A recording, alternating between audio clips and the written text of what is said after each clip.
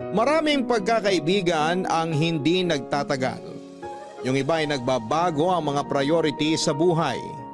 Napapalayo sila sa mga taong una nilang naging kaibigan hanggang sa tuluyan na silang mawalan ng komunikasyon sa isa't isa. Meron din namang matatawag nating seasonal na kaibigan. Yung naging kaibigan mo lang dahil naging magkaklase kayo o naging magkatrabaho. Pero kapag dumating kayo sa punto na hindi na kayo magkasama, nawawala na rin yung samahan na inyong nabuo. Ganyan din kaya ang mangyari sa samahang nabuo ng kabarangay natin ngayong araw sa mga kaibigan niya mula pagkabata. Yan ang ating pakikinggan dito sa mga kwento ng pag-ibig, buhay at pag-asa sa nangungunang Barangay Love Stories. Dear Papa Dudut, mapagpalang araw po sa inyo. Ang ibabahagi ko pong kwento ay hindi lang tungkol sa buhay ko, kundi pati na rin sa mga kaibigan ko at sa malaking pagsubok na pinagdaanan namin. Tawagin niyo na lamang po ako sa pangalang Rookie. 30 years old ako nang mangyari ang kwento at project coordinator pa lamang ako noon sa isang kumpanya. Pagka-graduate ko ay naghanap agad ako ng trabaho para hindi na umasa pa sa mga magulang ko kagaya ng gusto nila, Papa Dudut. Kailangan ko kasi munang magkaroon ng experience. Mula nung estudyante pa lamang ako, karamay ko na ang mga kaibigan ko. Apat nga po pala kaming magkakaibigan mula noong mga bata pa kami.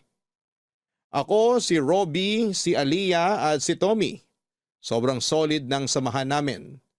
Para na rin kaming magkakapatid. Walang lihiman sa isa't isa at tulungan talaga kapag may nagkakaproblema. Sa tatlo kong mga kaibigan, si Robbie talaga ang pinaka-close ko. May kayang pamilya niya. Parehong engineer ang mga magulang niya at may inuumpisahan na ring restaurant business sa US. Kaya balak nilang mag-migrate. Yung ibang kapatid niya nasa Cambodia na. Hanggang sa si Robbie na lang yung naiwan dito sa Pilipinas dahil dito niya gustong magsimula bilang architect. Ganon kakomportable ang buhay ng pamilya niya. Kami naman yung masasabing sakto lang. Hindi kami yung tipong mapera talaga pero hindi rin naman kami nagigipit. Retired teacher si Mama at retired police naman si Papa. Dahil pareho silang naging lisensyado ay pinipressure nila ako. Gusto nila na maging professional din ako, kagaya ng dalawa kong kapatid. Pareho na silang lisensyado. Samantalang ako ay nakadalawang take na ng licensure exam sa architecture, pero hindi pa rin nakakapasa. Pero imbes na magpadala sa lungkot ay nagpapakasaya na lamang ako kasama ang mga kaibigan ko.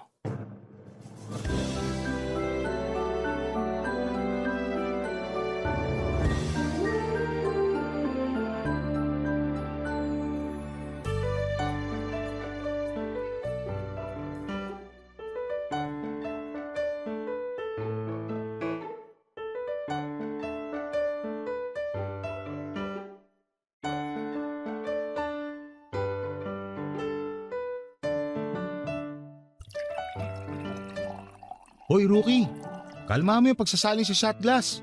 Baka mamaya, humiga ka na naman sa labas ng gate nyo pag hinatid ka na namin sa inyo. Gagi, wag nyo na kasi ako iuwi pag nasa ganitong kalagayan. Alam nyo naman na parang Armalite yung bunganga ni mama eh. Hindi ako papapasukin nun pag lasing na lasing ako umuwi. Tsaka imbis na clear skin ako, baka magka-design pa tong mukha ko kapag nakita ako ni Papa. Pareho pa naman silang high blood sa akin palagi. Wag mo na kasi pakainin ng matataba. Lutuan mo ng puro gulay araw-araw. Kahit hainan ko pa sila ng damo, hindi pa rin mawawala pagka-bad trip nila sa akin. 2 beses ba naman ako bumagsak sa exam eh. Alam ko na sasabihin nila. Hindi na to nagkataon lang, kundi kabubuhan na. Ewan ko ba dyan sa mga magulang mo pare? Masyado mga perfectionist. Kulang na lang gawin ka santo. Gusto lang naman nila na mapabuti si Rookie. Kaso nga lang, naiintindihan ko rin naman na mahirap talaga makapasa. Tingnan niyo ako, bagsak pa rin. Pareho lang kami. Kaibaan lang, Walang pakialam yung mga magulang ko kahit makailang take ako. Busy sila mag-travel sa kung saan-saan. Kita ko nga yung huling post ng mama mo. Nasa Barcelona sila. Friend mo siya sa Facebook? Inad niya ako eh. Nagtatanong ba siya tungkol sa akin? Hindi naman. Hoy, tama na yung daldalan. Dinadaya nyo na naman ako sa inuman eh. Parang sa akin nilang umiikot tong baso ah. Sige, ako naman. Ay, nga pala Robby. Bakit hindi sumama si Aliyah? May reunion daw sila ngayon ng batchmates niya nung college. Malamang nagpapakalasing na rin yun ngayon. Saan ba sila ngayon? Hindi ko na tinanong eh. Sayang naman. Dapat tinanong mo para i-surprise natin. Malay mo, may makilala kami run. Wag na. Kakalbuhin tayo nung pagkatapos ng inuman. Nakalimutan niyo na ba yung ginawa niya sa atin? Nung huling beses tayo nakisali sa banding nila ng mga kaibigan niyang babae? Sabi ko nga, tagal pa naman magpahaba ng buhok. Hirap kasi kay Aliyah. Naturing ang bunso sa ating apat pero disaster yung utak. Huy, girlfriend ko yung pinag-uusapan nyo. Ay, girlfriend mo pala yun? Kala ko kasi kapatid mo lang eh. Mga bully talaga kayo. Sana di na kayo magka-girlfriend. Speaking of girlfriend, hoy Tommy, nasaan yung dinidate mo nung nakaraan? Oo nga no. Gagi, wala na kami nun. Bilis naman. Teka, hulaan ko kung sino nakipaghiwalay. Ikaw no? Sino pa? Sino ba naman tatagal dun? Amoy man dirigma yung hininga. Pinipigilan ko na nga ipaghinga ko pag magkasama kami. Grabe talaga to makapanlait. Amoy pa ang hininga mo tuwing kagigising eh. Ako ba talaga yung kaibigan mo, yung ex ko? Malay mo, may health issues lang kaya ganun. Ikaw talaga. Eh ikaw Rookie, parang wala ka pang ipinapakilala sa amin ah. Tsaka na ako mag-girlfriend pag architect na ako. Ayoko mabasted no? May trabaho ka naman ah. Hindi naman requirement sa panliligaw yung pagiging lisensyado. Architect na kasi yung babaeng gusto kong ligawan eh. Nakakahiya naman kung siya lang yung lisensyado sa amin. May license ka rin naman ah. Driver's license. Mahirap din kayo makakuha nun. Ha, nakakatawa yun. Kanino yun? Anong kanino? Sa'yo kaya yun. Baka mamaya si Aliyah na yan. Pinag-a-update ka na naman. Si Aliyah nga. Pinapapunta ako mamaya sa bahay nila. Ayun lang, lugi tayo ron. Wala tayong jowa. Mamatay kayo sa inggit. Papadudot madalas akong napag-iinitan ng mga magulang ko mula noong nalaman nila na hindi ako nakapasa sa ikalawang pagkakataon noong nag-take ako ng exam. Kaya naman hindi ko rin magawang magka-girlfriend. Ayokong mapahiya sa pamilya ng babaeng nagugustuhan ko noong time na yon dahil mas malaki pa ang sweldo niya kesa sa akin. Sa madaling salita ay wala pa akong may pagmamalaki. Hindi rin suportado ng mga magulang ko ang pakikipagkaibigan kina Robby mula noong mga bata pa kami. Ayaw kasi nila na nababarkada ako. Kahit na ang totoo ay hindi naman talaga sila bad influence.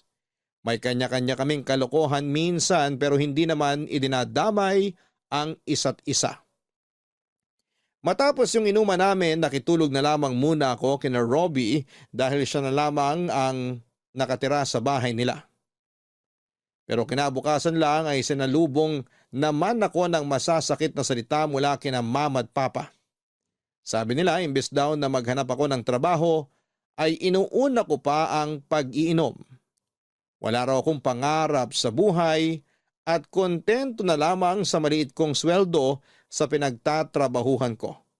Kesyo 30 na raw ako pero hindi ko pa kayang bumuhay ng pamilya at kung ano-ano pang pangmamaliit nila sa akin.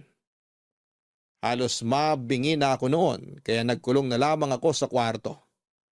Hindi ako makasagot kasi totoo naman yung sinasabi nila na hindi pa ako makakabuhay ng pamilya. Mas malaki pa ang weekly income ni mama sa pwesto niya sa palengke kesa sa isang buwang sweldo ko. Ginamit niya kasing puhunan sa pagninegosyo yung nakuha niya noong retirement niya, Papa Dudut. Kung tutuusin nga, hindi na dapat ako na-stress sa buhay dahil maayos naman ang kalagayan ng parents ko. Ganon din ang mga kapatid ko. Pero ang pangit, maging bunso sa pamilya namin. Mas mataas kasi yung expectations sa akin, pero nabigo ko silang lahat, Papa Dudut. Seryoso ka bang dito ka muna magsastay sa bahay? Oo. Gusto ko munang lumayo kay na mama. Naririndi na ako sa kanila eh. Bakit kasi hindi ka pa magrenta? Bukod sa hindi mo na maririnig yung mga sinasabi nila sa'yo, parang pinatunayan mo na rin sa kanila na kaya mo nang maging independent. Yun talaga plano ko ngayon. Maikituloy muna ako rito pansamantala. Kapag nakahanap na ako ng malilipatan, aalis din agad ako. Uy, hindi naman kita pinapalayas agad ah. Okay nga lang sa akin kahit hindi ka na umalis dito eh. Pero alam ko naman na hindi yun yung gusto mong mangyari. Kung dito ako titira, madadagdagan lang yung pang-iinsulto sa akin ni mama. Yung mga gamit mo, bakit hindi mo padala? Iniwan ko muna sa bahay. Aalis naman sila bukas kaya bukas ko na babalikan. Ayoko makita nila na nag-iimpake ako ng mga gamit. Paano yan? Wala kang pamalit ngayong gabi. Teka, pwede naman kitang pairamin ng damit tsaka marami akong brief. Baka naman may hindi ka pa nagagamit dyan. Hingin ko na lang. Wow, wala nang iyaya ah. Hingi talaga? O sige, palit bra. Sira ulo. Magpapataba muna ako para magkalaman tong dibdib ko. Parang gusto ko kasi yung may umaalog pag tumatakbo. Magpagawa ka na lang kaya, isama mo na rin yung sa baba mo. Nahiya ka pang sabihin Alam mo yung biro mo, kapag ibang tao yung nakarinig, baka maniwala talaga na gusto ko maging babae. Paano kung kay Ali ako sabihin? Hindi mo mauuto yun. Sa bagay, baka ako pa mauto niya. Ay, nga pala pre, wala ka pa bang balak sumunod sa mga magulang mo sa US? Wala. Sila lang naman may gustong tumira dun eh. Mas okay sa akin na dito ko i-practice yung pagiging architect ko. Kung papala rin. Palit na nga lang tayo. Ako na lang yung magmamigrate. Sigurado mas malaki susweldoin ko ron kaysa rito. Depende rin sa trabaho. Saka hindi madali yung buhay dun kung walang tutulong sa'yo. Kung hindi ka susunod sa parents mo, ibig sabihin, sa'yo na talaga iniwan tong bahay? Actually, matagal nang akin tong bahay. Pinalipat na ni Dad yung titulo sa pangalan ko. Wala na bang ibang kamag-anak dito mga magulang mo? Taga Visayas karamihan sa relatives namin sa mother side. Sa father side naman, nasa US talaga. May mangilan-ngilan lang dito sa Pilipinas pero hindi namin alam kung nasan sila. Hindi rin naman nila kami kinukumusta. Mayayaman naman kasi sila Maraming pinagkakaabalahan sa buhay kaya wala nang pakialam sa ibang kamag-anak. Ay, naisip ko lang. Hindi naman sa hinihiling kong mangyari to pero paano kung magkasakit ka? O kaya may mangyari sa'yo? Makakauwi ba parents mo? Makakauwi naman sila kung gugustuhin nila. Anong ibig mong sabihin? May chance na hindi talaga sila babalik dito para sa'yo? Ganun na nga. Hindi naman ako ganun ka-espesyal sa mga magulang ko kung yun ang inaakala mo. Ni hindi nga nila ako naiisip na kumustahin mula nung mag-migrate sila Nakalimutan na yata nila ako. Baka naman busy lang talaga sila. Paano kung ikaw na lang kaya yung mga musta? Siguradong tatanungin ka rin nila. Hindi ko naman sila kailangan kumustahin. Nakikita ko naman lagi yung mga post ng nanay ko sa Facebook. Mukha naman silang masaya at okay na okay. Uy, huwag ka iiyak Uuwi talaga ako sa amin. Bakit naman ako iiyak? Sus, kunwari ka pa. Namimiss mo rin naman talaga sila. Huwag mo na pigilan yung luha mo. Ako lang naman makakakita Ewan ko sa'yo. Alam mo, mabuti pa. Umorder na lang tayo ng makakain natin. Gutom lang to. Papadudot medyo nalungkot ako noon sa ikinuwento sa akin ni Robbie. Dati kasi naiinggit pa ako sa kanya dahil akala ko okay sila ng pamilya niya. Pero noong naglabas siya ng saloobin tungkol sa mga magulang at kapatid niya na halos wala nang pakialam sa kanya ay na-realize ko na maswerte pa rin pala ako. Kahit na madalas akong nakakarinig ng masasakit na salita at pangiinsulto sa mga magulang ko o kahit na magkaroon kami ng samaan ng loob. Kinukumusta pa rin naman nila ako at pinababalik sa bahay. Tulad dong nagdesisyon akong pansamantalang makituloy kay Robbie. Naabutan ako ng mga magulang ko habang nag-iimpake. Hindi nila ako hinayaang umalis. Ako na nga lang daw ang anak na nakakasama nila ay iiwan ko pa sila. Hindi ako natuloy sa plano kong magrenta na lamang para makabukod na kina mama at papa. Sinabi ko rin sa kanila ang dahilan kung bakit ako aalis pero tinutulan yon ni papa. Kaya nga raw kami may bahay ay para tirahan namin ng magkakasama at hindi na kung saan-saan pa pumunta. Pero kahit naging maayos na kami ay hindi pa rin pumayag si mama na hindi ako makakapasa sa licensure exam. Isang araw ay inaya ko ni Robbie na mag-take ulit. Magpa-file na sana kami noon nang magkaroon kami ng malaking problema na hindi talaga namin inaasahan na mangyayari. Papadudot, nagpapasundo noon si Aliyah kay Robbie nang abutin ng gabi sa bahay ng katrabaho nito. Umattend daw ng binyag at medyo natagalan dahil sa inuman. Nakamotor lang si Robbie noong time na yon at hinihintay niya roon si Aliyah sa labas ng isang eskinita nang biglang lumabas yung tatlong lalaki. Hindi naman daw siya kinabahan dahil mukhang harmless naman ang mga ito. Tumambay daw yung tatlo malapit sa kanya at pagkatapos pa noon ay may dumating pang dalawang lalaki at parang may inabot sa kanila yung isa sa mga nakatambay doon. Hindi na raw yon pinansin ni Robbie dahil baka isipin ng mga lalaki na nakikiosyoso siya sa mga ginagawa ng mga ito. Wala pa raw 2 minuto roon si Robbie nang biglang dumating ang mga pulis.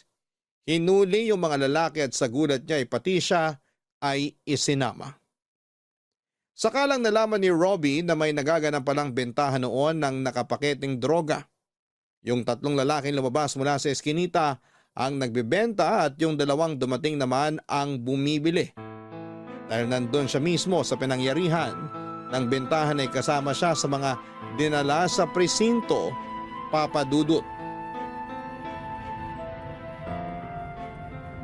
Tommy, bilisan mo mag-drive! Baka kung ano nang ginagawa kay Robbie sa presinto! Aliyah, kumalma ka, okay? Hindi naman siya sasaktan ng mga pulis dun. Hindi siya pwedeng makulong! Hindi pwede! Nandun lang naman siya para sunduin ako eh! Ano ba kasing nangyari? Hindi ka namin maintindihan kanina nung tumawag ka eh. Sabi ni Robbie, huminto lang siya dun sa may iskinita para abangan ako. Tapos lumabas daw yung mga lalaki. Hindi naman daw niya alam na nagbebentahan na ng drugs yung mga yun. Kung ganun, mukhang inaabangan na talaga ng mga pulis yung mga lalaki tinutukoy mo. Tapos nagkataon pa nando si Robbie. Kahit sabihin niya na hindi niya kilala yung mga lalaking yun at hindi naman siya involved sa bintahan, hindi siya paniniwalaan. Mabigat na kaso pa naman pag may kinalaman sa drugs. Kasalanan ko to eh. Hindi na sana ako nagpasundo sa kanya. Napahamak patuloy siya ng dahil sa akin. Ano ka ba? Walang may kasalanan sa nangyari. Wala namang may gusto nun eh.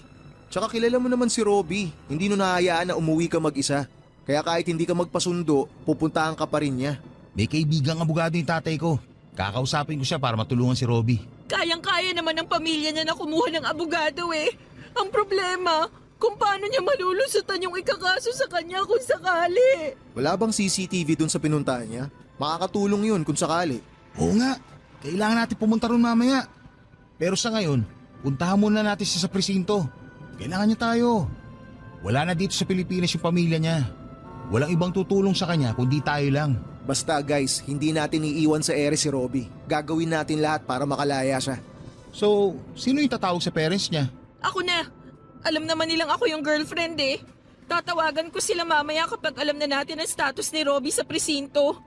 Sana talaga hindi siya makulong. Hindi siya dapat nandun. Makakawalan nila si Robbie. Tsaka kung sakali, kayang-kaya naman nilang kumuha ng abogado para sa kaso niya eh. Alam ko, pero ang inaalala ko lang, mabigat na kaso kapag involved yung drugs. Paano kung hindi siya makalabas agad? Wala akong alam sa batas-batas na yan. Pero wag muna tayo magpalamon sa kanigahan. Kailangan tayo ni Robbie. Hindi natin pwede ipakita sa kanya na pinanghihinaan tayo. Sa atin siya kakapit kasi nga wala naman siyang pamilya rito. Tama si Tommy. Tsaka kahit malaman ng parents niya yung nangyari sa kanya, hindi pa rin naman sila makakauwi dito agad-agad. Aliyah, ikaw yung girlfriend niya kaya sigurado ikaw yung pagkakatiwalaan ng parents niya. Oo, kaya nga kakausapin ko sila mamaya. Ako yung dahilan kung bakit nalagay si Robbie sa ganong sitwasyon, kaya hindi ko siya pababayaan. Kahit ako pa ang maghanap ng abogado para sa kanya, gagawin ko yon. Nandito naman kami, sasamahan ka namin. Basta ako, pwede akong on-call driver niyo. Ako nang bahala sa mga gamit ni Robbie. Thank you guys. Sana hindi kayo sumuko sa kanya.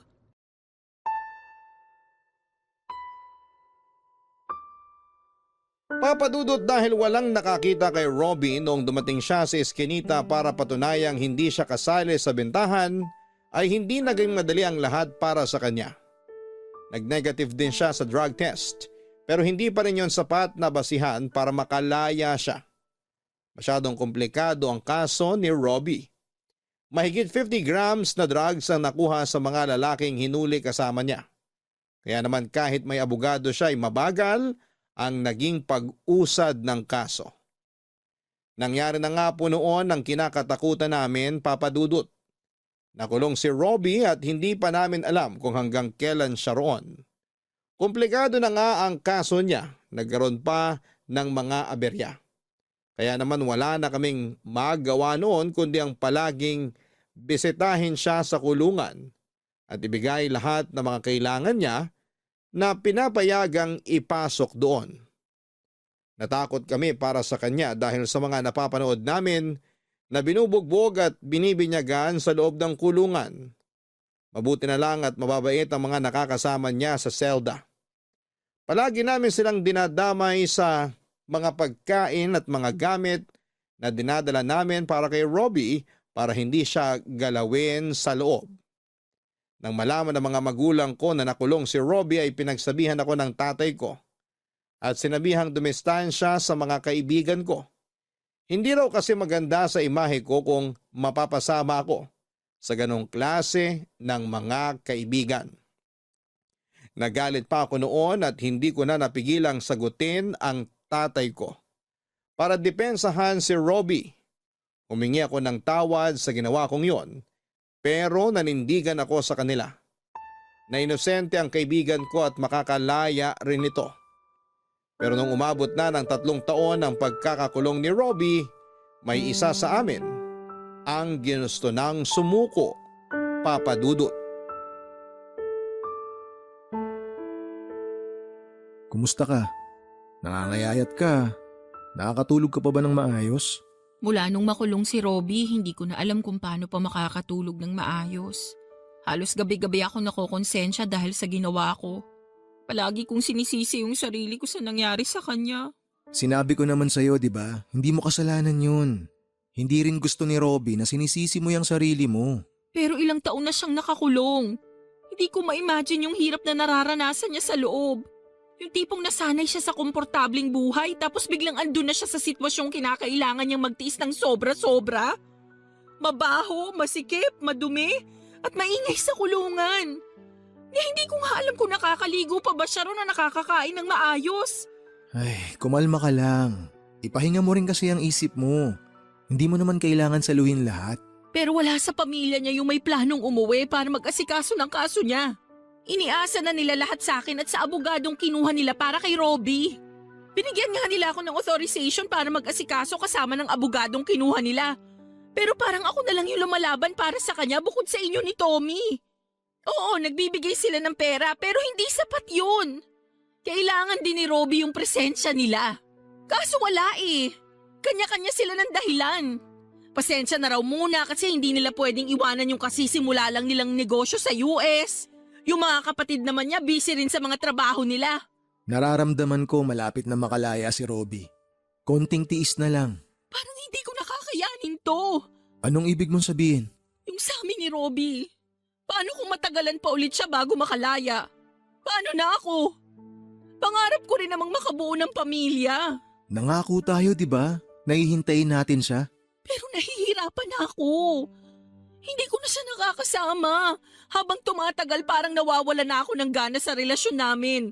Nawala namang kasiguraduhan. Na hindi ko nga alam kung okay pa lahat kapag nakalabas na siya. Alam ko napapagod ka na kaya mo naiisip yung mga ganyang bagay. Pahinga ka muna. Kami na muna bahala kay Robbie. Focus ka sa trabaho mo.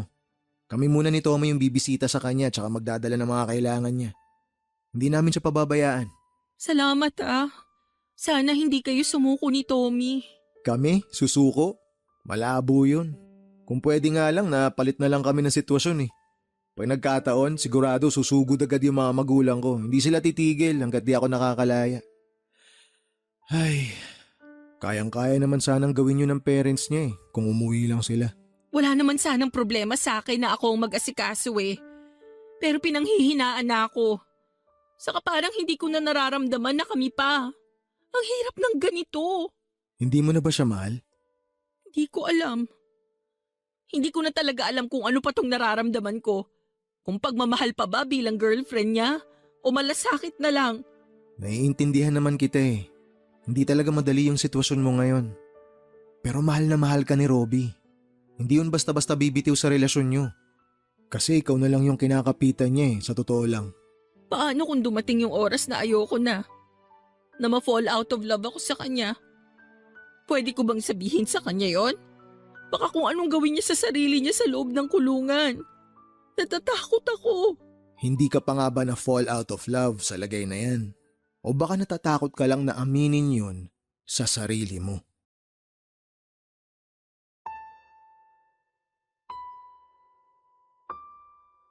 Papadudot, hindi ka agad nakasagot si Aliyah sa tanong kong yon. Pero kahit na hindi niya sabihin sa akin ay alam ko na unti-unti na siyang bumibitaw sa relasyon nila ni Robbie.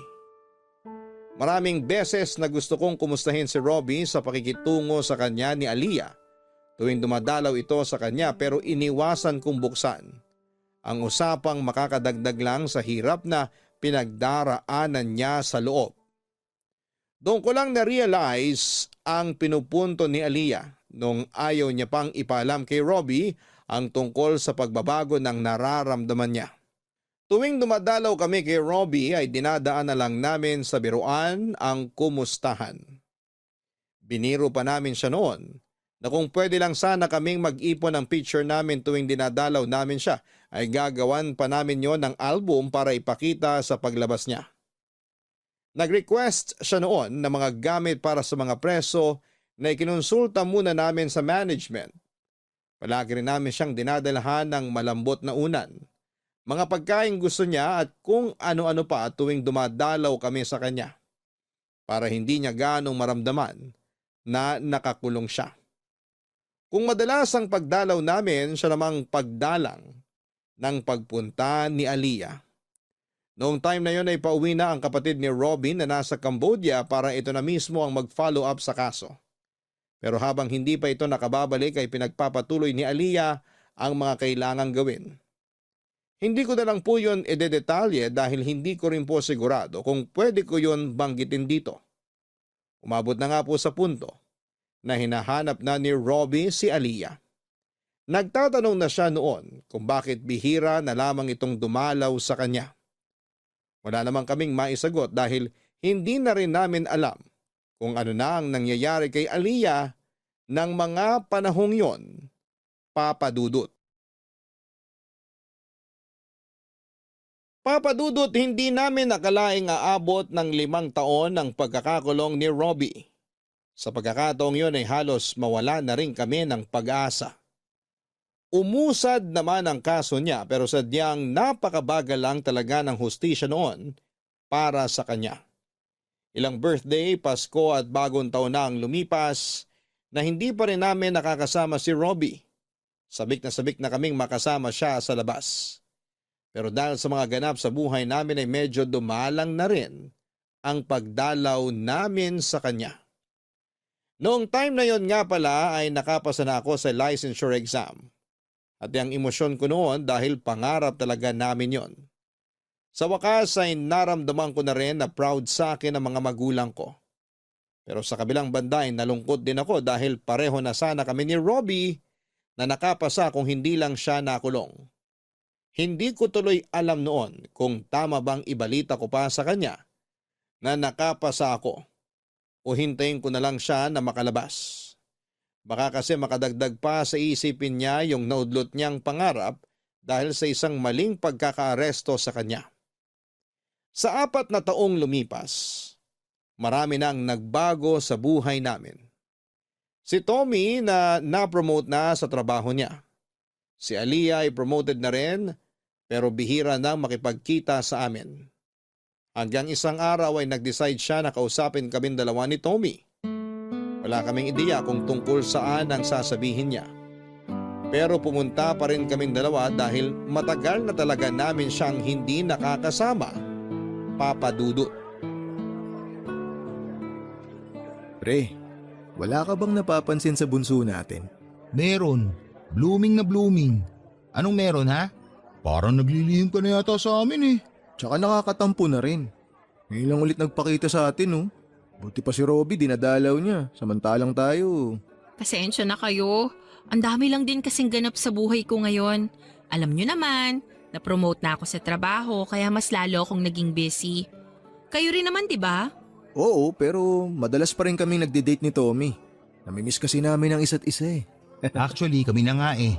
Pero syempre hindi mo alam yun kasi hindi ka na namamansin. Seryoso ba? Siyempre hindi. Tinan mo to. Napaghahalata ang walang alam sa samahan natin.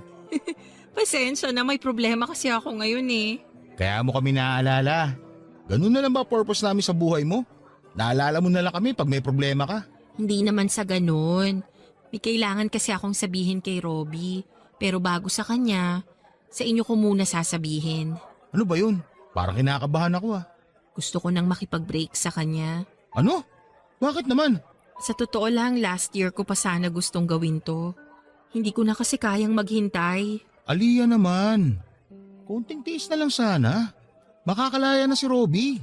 Pero hindi pa tayo sigurado kung kailan yun mangyayari. Tommy naman, 33 na ako. Gusto ko nang makabuo ng pamilya. Magagawa mo naman yun kapag malaya na si Robbie. Hindi ko na siya mahal. Yung nararamdaman ko sa kanya ngayon, kagaya na lang din nung sa inyo. Pagmamahal bilang isang kaibigan. Teka, bakit wala ka man lang reaksyon dyan, Rookie? Kanina ka pa nananahimik. Huwag mo sabihing alam mo na yung tungkol dito. Ay, nagkausap na kami ni Aliyah noon. Pero nung time na yon hindi pa siya sigurado. Pero ngayon na nasabi niya na yung nararamdaman niya, ibig sabihin, sigurado na siya. Kaya hindi na ako nagulat. At susuporta mo siya na makipag-break kay Robbie. Pre, hindi naman natin hawak yung puso ni Aliyah eh. Siya yung makakaramdam kung mahal pa niya si Robbie o hindi na. Wala na tayong magagawa ron. Alam natin kung gaano kalaki yung naging sakripisyo niya. Hindi natin siya masisisi, lalo na ngayon. Aminin na natin, pre. Hindi pa rin naman tayo sigurado kung makakalabas na ba si Robbie ngayong taon o baka sa susunod pa. May buhay din si Aliyah sa labas ng kulungan. Gaya nating dalawa. Ay, tama ka naman eh. Inaalala ko lang talaga kung paano to tatanggapin ni Robbie. Paano kung magpatiwakal yun sa loob? Hindi niya gagawin yun, ano ka ba? Nagawa niya makasurvive sa loob ng kulungan ng 4 na taon. Ito pa kaya? Hindi naman mahina yung pagkakakilala natin sa kanya eh. Malalampasan niya lahat to. Pasensya na kayo. Alam ko naman na iniiwasan nyo lang talaga na masaktan si Robbie. Pero kahit naman nasa labas siya, mangyayari pa rin to kung hindi na kami pareho ng nararamdaman sa isa't isa. Saka nangako naman ako na kahit wala na kaming dalawa, hindi ako mawawala sa samahang to. Sasamahan ko pa rin si Robbie sa laban niya. Naiintindihan din naman kita. Huwag ka mag-alala, hindi ako galit sa'yo. Ang gusto ko lang malaman, kung may naliligaw na sa'yo. Oo nga, para lang alam namin. Babakapan ka pa rin naman namin kay Robbie. Basta ipakilala mo sa amin kung sino man yung dahilan ng pagiging blooming mo ngayon. Tama, kailangan makilala namin siya.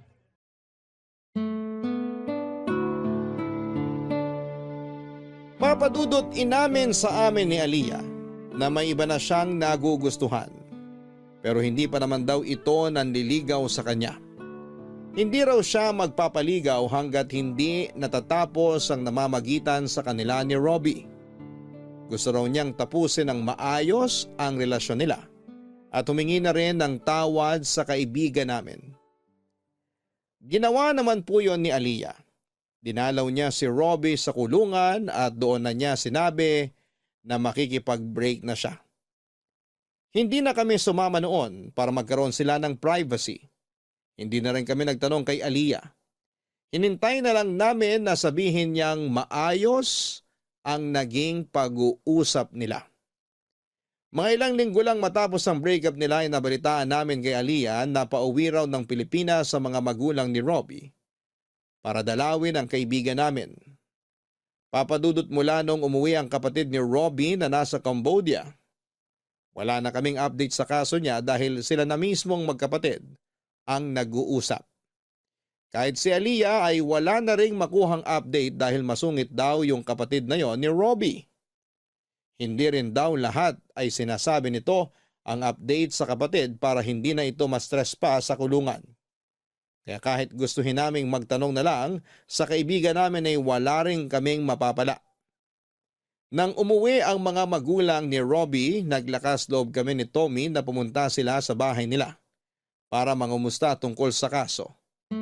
Pero imbes na makakuha ng update ay nakatanggap pa kami ng masasakit na salita mula sa kanila dahil mga bad influence daw kami sa anak nila.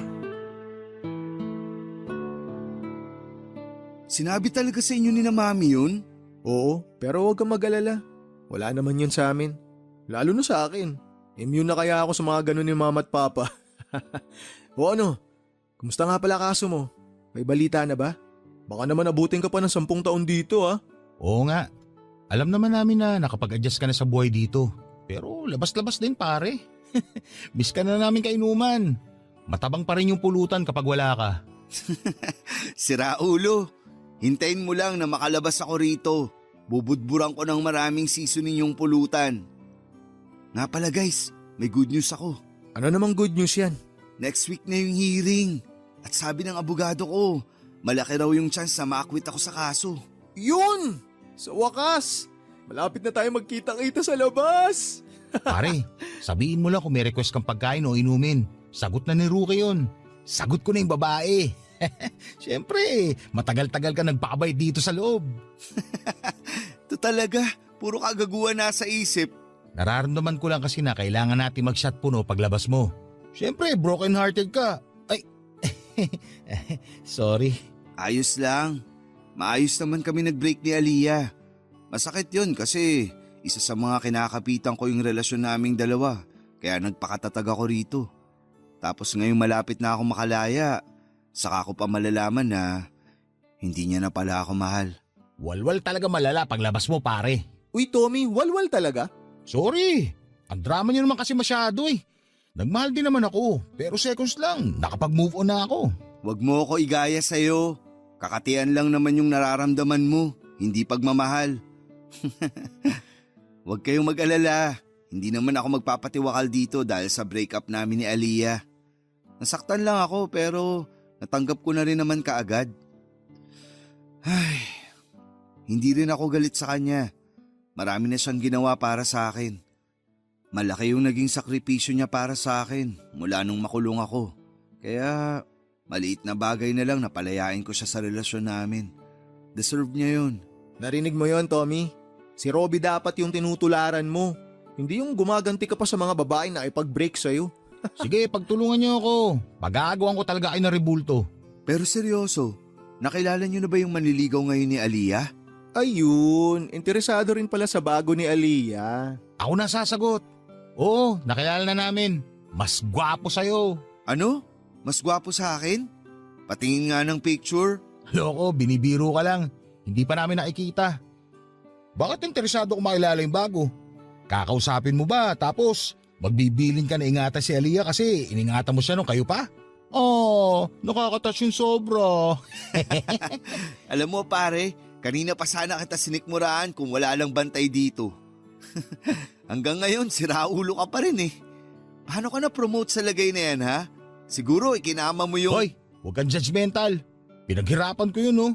Deserve ko ma-promote. Pero syempre, hindi mo awala yung mga babae naglalaway sa akin sa opisina. Napakayabang mo talaga. Hintay ka lang na makalabas ako. May sasapaw na ulit sa'yo. Papadudot 1 linggo na lang ang hinihintay namin para makalaya si Robbie kaya inihanda na namin ang sorpresa namin sa kanya. Noong time na yon kasi balak na sanang bigyan ni Aliyah ng chance yung bago niyang manliligaw. Pero tuwing lumalabas daw sila para mag-date ay si Robbie pa rin ang naaalala niya. Hanggang sa kinausap nga namin siya at sinabing malaki ang chance na makalaya na ang kaibigan namin.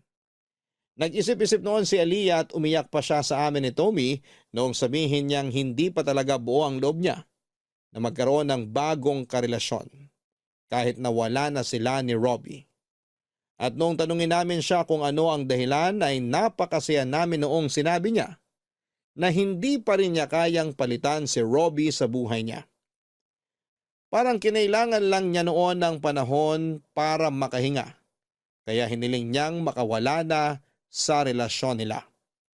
Pero sa halip na bigyan ng chance ang sarili niya na kumilala ng ibang lalaki, ay parang mas lalo pa niya na na-realize na mahal pa rin niya si Robbie. Dahil doon ay naghanda kami ng sorpresa para sa kaibigan naming lalaya na sa kulungan. Isang special date para sa kanilang dalawa ni Aliyah. Pero hindi lang yon simpleng date dahil balak nang mag-propose ni Aliyah kay Robbie. Sinuportahan namin yon. Alam naman kasi namin na sila talaga ang bagay sa isa't isa. Kung si Robbie ang makakatuluyan ni Aliyah, hindi na kami mag-aalala na baka mapunta siya sa maling tao. Ang problema, ilang araw na lang sana bago yung hearing noong ibinalita sa TV na may paparating daw na bagyo. Kapag sumama ang panahon, may posibilidad na hindi matuloy ang pagdinig sa kaso. Papadudot sa awa ng Diyos ay natuloy pa rin ang pagdinig sa kaso ni Robbie. Kahit kasi may storm signal noon ay maaraw pa rin at maganda ang panahon. Para naghimala po talaga noong araw na yon matapos ang hearing ay sobrang saya naming lahat noong sa wakas ay acquitted na si Robbie sa kaso. Mahigit 5 taon din siyang nakulong at nagdusa sa loob bago nakalaya. Parang pinagbayaran na rin po niya ang pagkakasalang hindi naman po niya ginawa. Hindi lang naman po siya ang may ganong kaso pero maswerte pa rin po siya na nagkaroon pa siya ng pagkakataong makalaya, Papa Dudut. Kahit na hindi po kami iyakin ng mga kaibigan ko ay napaluha talaga kami. Noong makasama na namin siya sa labas. Kaming dalawa lang ni Tommy ang sumundo sa kanya gaya ng napag-usapan. Halos hindi mabura ang ngiti ni Robbie noong inilibot muna namin siya bago inihatid sa bahay nila.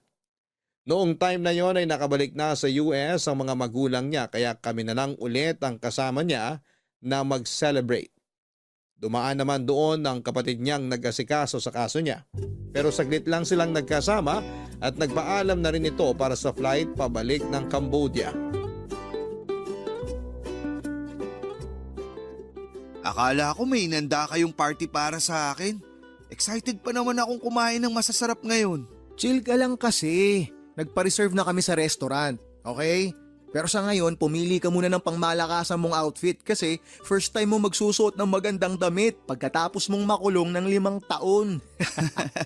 Grabe, nakakapanibago. Pwede ko na ulit isuot kahit anong gusto ko. Ay, mas masaya sana kung kasama rin natin si Aliyah. Huwag mo na muna siyang isipin. Masaya na yung sa kadate niya. Kaya nga kami nandito kasi kami muna yung date mo. Kung di sana siya nakipag-break sa akin, bala ko na sanang mag-propose sa kanya. Oh, sad boy. Walang iyakan mamaya inuman lang. Ako iiyak? Tanggap ko na yun. Wala naman akong choice kundi maging masaya na lang para sa kanya. Alangan namang magwala ako sa date nila nung bago niyang manliligaw. Mas nakakahiya naman ata yun. Hindi lang yata, nakakahiya talaga pre. Pagkatapos ng celebration natin mamaya, matutulog ako kahit anong oras ko gusto. Grabe, namiss ko talaga yung malambot kong kama at maraming unan. Ay, yung higaan namin dun, sobrang sikip. Nagkakaamuyan na nga kami ng mga hininga namin. Di uso yung personal hygiene kasi kapos kami sa tubig. At least ngayon, hindi mo na kailangan magtipid. Magagawa mo na ulit lahat ng gusto mo. Pwede ka na rin makipaglandian sa mga babae. Wala na magbabawal. Single ka na, di ba? Alam mo ikaw, wala ka na talagang nasabing matino. Puro kakalokohan. To naman, nagsasuggest lang naman ako. Kasi nga di ba, mahigit 5 taon kang tagtuyot doon. Sayang naman yung magandang lahi nyo kung hindi mo ikakalat. Saka ako naiisipin yan kapag nasa kondisyon na akong sumabay sa mga kalokohan mo. Hindi ka naman siguro mauubusan.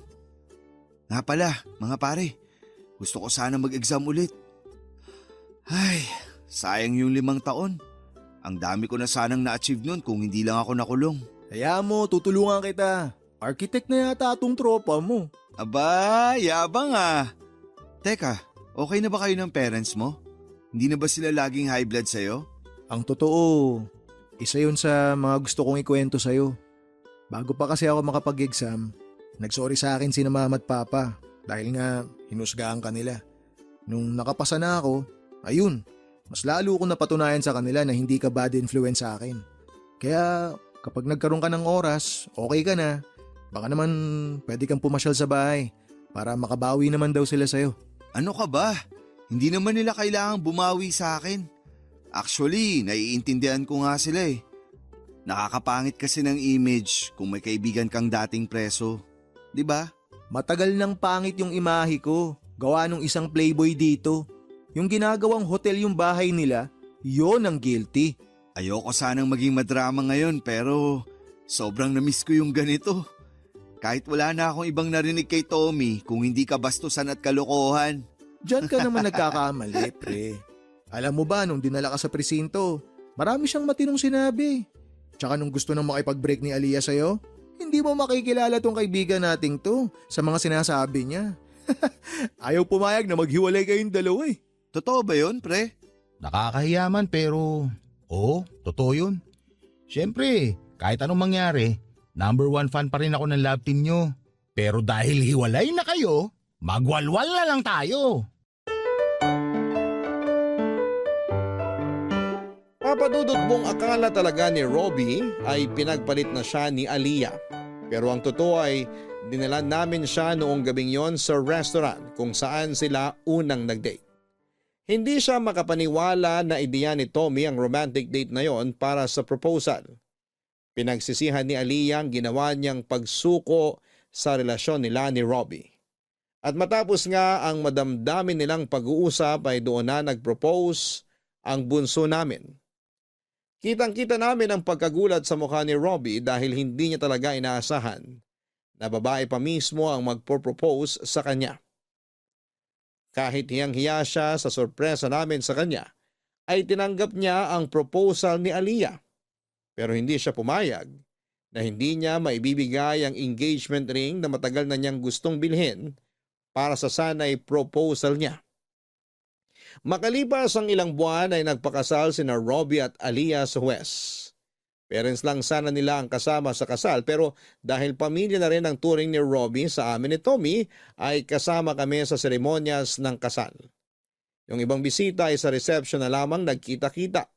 Sa simbahan sana nila gustong ikasal pero hindi naman pwedeng madaliin ng preparation. Minadali ng mga magulang ni Aliyah ang kasal noong nalaman nilang buntis na pala siya. Papadudot kahit noong mga anak na si Aliyah ay nandun pa rin kaming mga kaibigan niya. Memorable ang araw na yon dahil nahimatay si Robbie nang makita niyang pumutok na ang panubiga ng asawa niya. Safe namang nailabas yung bata pero matapos yon ay hindi namin inaasahan na magkakaroon pala kami ng problema. Nagkaroon kasi ng severe postpartum hemorrhage si Aliyah at kinailangan siyang salinan ng dugo. Laking pasasalamat na lang namin noon dahil pareho kami ni Aliyah ng blood type kaya nakapag-donate kaagad ako. Saka lang kami nakahinga ng maluwag noong bumudi na ang kalagayan niya.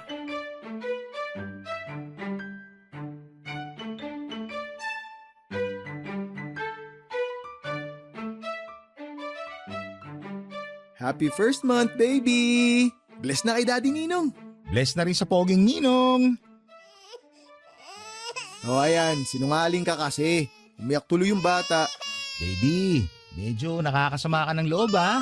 Pero di bale, kapag lumaki-laki ka pa ng konti, matututunan mo rin kumilatis ng pogi. Uy, 1 buwan pa lang yung anak ko pero nilalason mo na yung isipan. Lumayo-layo ka nga. Kapag lumaki-laki na yung anak namin, ilalayo muna namin sa inyong dalawa. Baka kung ano-anong ituro ninyo, naku lalo ka na Tommy. Baka kahit hindi pa nakakalakad yung anak ko, marunong naman babae. Kapag ako nagkaanak, hindi ko papahawakan sa inyo. Ang dadamot nyo. O bakit, may girlfriend ka ba? Oo nga. Meron na ba nagkamali? Naku, di kayo maniniwala. May pinoporma na yung loko. Maganda, pero masungit. Yun naman pala eh. Magpakatino ka na para magka-baby ka na rin. Naunahan pa kita magpakasal. Samantalang ikaw yung kuya sa grupong to. Hindi naman sa pinipressure kita, pero ikaw yung pinakamatanda sa ating 4. Baka oras na para galawin mo yung baso. Maghintay kayo. Humahanap pa ako ng tiyempo para manligaw. Pakitaan mo ng malatito mong galawan. Sure ako, hindi ka nun tatanggihan. Anong tito? Hoy, Baka nakakalimutan mo. Idea ko yung romantic date yun ni Aliyah nung nag-propose siya. Oo nga pala. Sorry na, kuya. Nga pala, Rookie, tuloy ba yung pag-alis mo? Aalis siya? Ano to? Bakit hindi ko na naman alam? Oo nga, ako rin hindi ko alam. Wala rin akong idea. Ano yan? Kahit naman gustong gusto ko, di rin ako matutuloy. Hindi ko na-meet yung qualifications nila. Okay lang yan.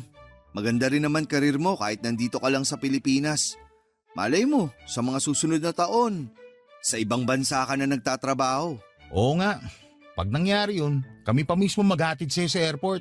Sa totoo lang, medyo nag-aalinlangan din ako eh. First time ko kasing mapapalayo sa mga magulang ko. Tsaka sa inyo, kung sakali. Hay nako, basta kapag may opportunity, sunggaban nyo lang. Kahit na ang kapalit nun ay magkalayo-layo tayo pansamantala. Hindi naman yung distansya ang sisira sa pagkakaibigan natin, kundi tiwala. Kung ano yung pangarap ng isa, suportahan natin yun. Masyado na tayong maraming pinagdaanan para mabuwag ng basta-basta. Agree ako. Kaya kahit nasa ibang bansa pa yung pangarap nyo, huwag kayong magdadalawang isip. Nandito lang naman kami ni Aliyah. Since nabuksan na rin naman yung usapan tungkol sa ibang bansa, ito na rin siguro yung tamang oras para i-share ko sa inyo yung plano ko. Mangingibang bansa ka na ba? Oo eh. Maganda kasi yung trabaho ng pinsa ko sa Dubai kaya gusto ko rin sanang subukan. Kayo lang naman ang inaalala ko. Baka magtampo kayo kapag umalis ako rito. Sus! Sino naman magtatampo para sa karir mo yun? Hindi naman nabuo tong friendship natin para magpigilan tayo sa mga gusto nating ma-achieve sa buhay. Tulakan tayo pataas, hindi hilahan pababa. Tama. Kaya mula ngayon, wala nang liman. Kung ano yung plano nyo, safe na safe kayong i-share sa grupo. Ako nga may plano pa rin bumalik sa trabaho ko pag pwede nang paalagaan si baby. Bumubuelo lang ako ngayon pero marami pa rin akong gustong ma-achieve. Kami ni Robbie. Magiging architect pa siya eh. Di ba mahal? Yak! Dito pa kayo nagtawagan yan. Respeto naman sa manliligaw pa lang oh. Huwag kasing babagal-bagal para hindi nauunahan ng bunso. Papadudot kung nagkatuluyan ang dalawa naming kaibigan at nagkaroon na rin ng matinong babaeng nililigawan si Tommy, sa wakas ay nagkaroon na rin ako ng lakas ng loob. Naligawan yung babaeng matagal ko nang nagugustuhan. Ipinakilala ko na siya sa mga kaibigan ko at botong-boto naman sila para sa aming dalawa. Hindi nagtagal ay sinagot na rin niya ako at hindi na namin pinahaba pa yung ligawan at pagiging mag-boyfriend at girlfriend. Nag-propose na kaagad ako sa kanya dahil gusto ko na ring makabuo ng sarili kong pamilya. Sa ngayon ay senior level architect na ako at lisensyado na rin si Robbie. Si Tommy naman ay nasa Dubai na, kasama ang girlfriend niya. Nagkakaroon kami ng reunion tuwing umuwi siya dito sa Pilipinas. Pero kahit may kanya-kanya na kaming mga ganap sa buhay, hindi pa rin kami nakakalimot sa nabuo naming samahan.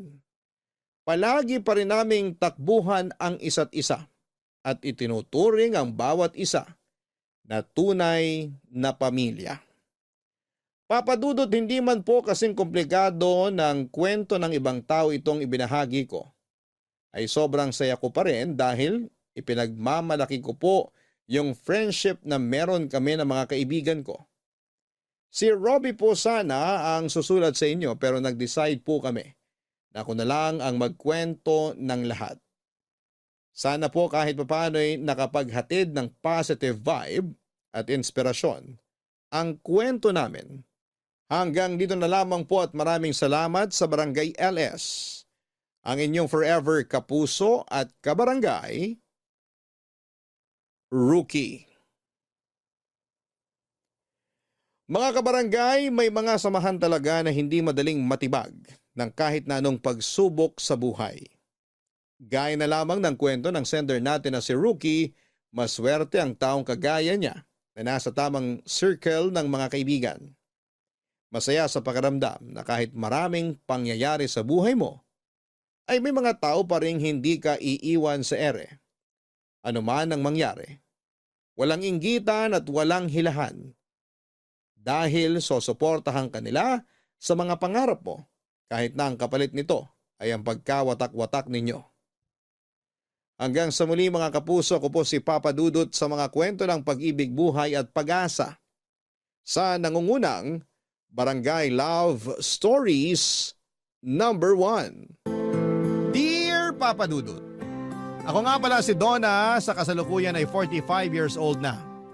Gusto ko lang ibahagi sa inyo ang kwento ng kabataan ko. Kwento noong nagsimula akong magdalaga. 18 anyos ako nang matipuhan ko si July, kaedad ko lamang din siya. Nakatira siya sa kabilang purok sa aming barangay. Bagong salta lamang siya noon sa probinsya namin, Papa Dudut. Nabalitaan kong galing pa siya sa Maynila at nung nagkahiwalay ang mga magulang niya, sinama siya ng kanyang 50 anyos na tatay sa probinsya namin. Doon na sila tumirang dalawa. Naging usap-usapan sa barangay namin ang paglipat ni na July at ang kanyang ama na si Mang Edu. Sa barangay pa naman namin kapag may bagong salta ay paniguradong pag-uusapan yan. Nakibalita rin ako tungkol kina July, lalo na nung nalaman kong kaedad ko lamang siya. Nakibalita ako sa manikurista ng nanay ko. Na-curious din kasi si nanay lalo't kaedad niya ang tatay ni July. Inisip nga ni nanay na baka pwede sila ng tatay ni July dahil pareho silang hiwalay sa asawa. Alam kong nagkakantsawan lang sila noon ng manikurista niya pero seryoso akong nakikinig. Hindi dahil gusto kong maging stepfather ang tatay ni July, kundi dahil gusto kong makilala si July, Papa Dudut. Nasabi nga rin ng manikurista ni nanay na gwapo raw at tisoy si July. Ang mga talampakan daw nito ay kasimpulan ng makopa, lalo tuwing tanghaling tapat. Yun pa naman ang tipo ko sa isang lalaki. Mapula ang talampakan at tisoy. Bihira kasi akong makakilala ng mga ganong klaseng lalaki sa probinsya namin. Kaya naman hindi ko na pinalagpas ang pagkakataon para makilala si July. Pinuntahan ko siya sa bahay nila, Papa Dudut.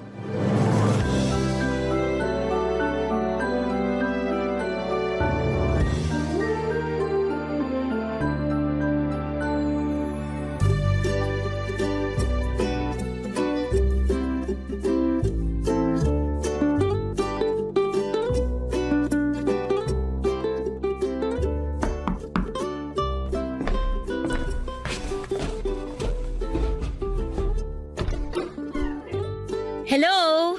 Ikaw si July, di ba? Oo. Sino ka? May kailangan ka? Ako si Donna. Taga-ron lang ako sa kabilang purok. May kailangan ka ba? Wala naman. Gusto lang kitang makita. Bakit gusto mo ako makita? Ganito lang talaga ako kapag may bagong salta rito sa barangay natin. Ako kasi lagi yung taga-kumusta. Ayos ka naman ba rito sa barangay natin? Ayos naman.